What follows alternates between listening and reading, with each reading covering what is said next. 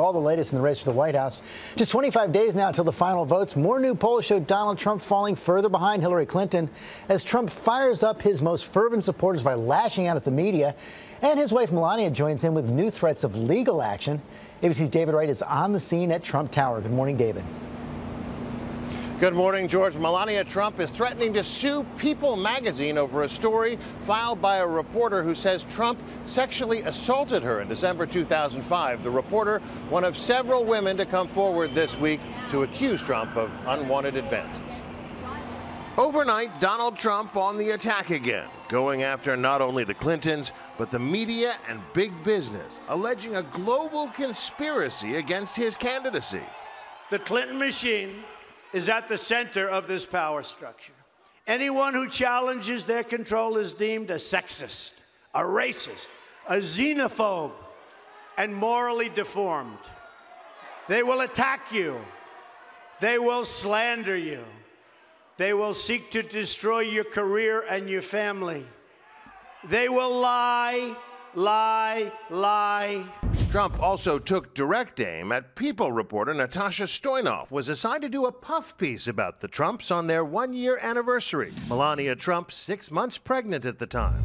But the reporter now writes that when Melania went out of the room, Trump closed the door behind her. Within seconds, she writes, he was pushing me against the wall and forcing his tongue down my throat. Later, she says he leaned in and said, "You know we're going to have an affair, don't you?" and offered to buy her a steak at Peter Luger's. Natasha Stoynoff has declined all requests for interviews, but her People magazine editor spoke out in her defense. What made people so confident that this was the truth? Obviously, Natasha was one of our most trusted colleagues, and she's someone that we absolutely believe. This was fully vetted, and we stand by our story. The story is totally false. By the way, this is a room that everybody can see, and it's got glass walls. It's at Mar-a-Lago. It's got glass walls. Can you believe this? Why wasn't it in the story, biggest story of the year? Trump not only flatly denies the story, he seemed to attack the reporter's looks.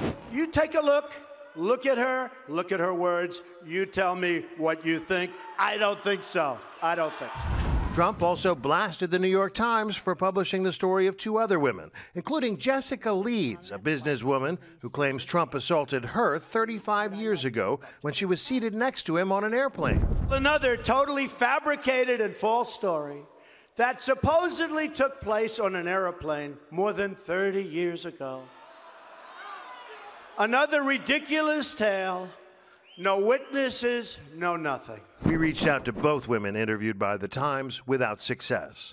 Trump's lawyers have threatened to sue the paper for libel, demanding a retraction and an apology. The Times refused, practically daring Trump to take them to court, calling the story newsworthy information on a subject of deep public concern. Now, none of these women filed reports with the authorities about these alleged assaults at the time. All of them say they felt powerless to challenge Trump publicly. George? Meantime, David, there's a new report out from the city of New York that raises serious questions about how Donald Trump responded to 9/11. That's right, George. Front page of the New York Daily News today, calling into question Trump's claims to have given generously to 9/11 victims in the immediate aftermath. The city controller did an audit of the charities and found no contributions from Trump.